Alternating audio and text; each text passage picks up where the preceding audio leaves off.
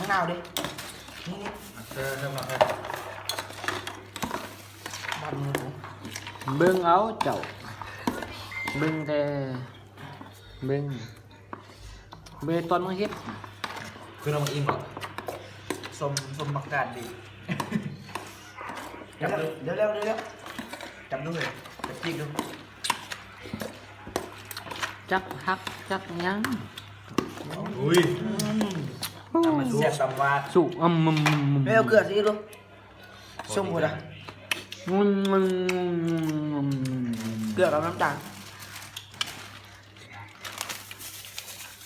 เมียง พอเกลือใส่เอาน้อยนึงนี่เชียว เอาเล่นมาให้เด็ดมือสูบยำรส มันนำมาแล้วเนี่ย ครับผมรัวเส้นไปมาความตลกโอ้บุญนั้นอาจารย์เสียงได้จิกกับผมได้เอาพูดอีกใจเลยไปเถอะเรื่องอะไร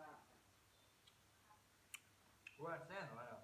บุญเส้นจะพูดถึงลาวใต้ไว้ที่สิบล้านเลยกินซ่อมโล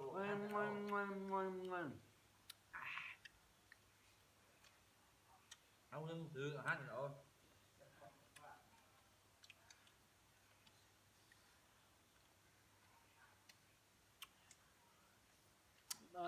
แซ่บนอนล้ำเขาแม่งโมเนี่ยไม่ตอนนี้เนาะ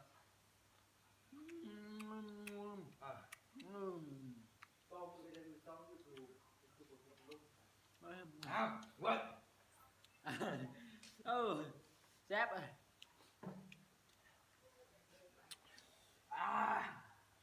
กี่มัว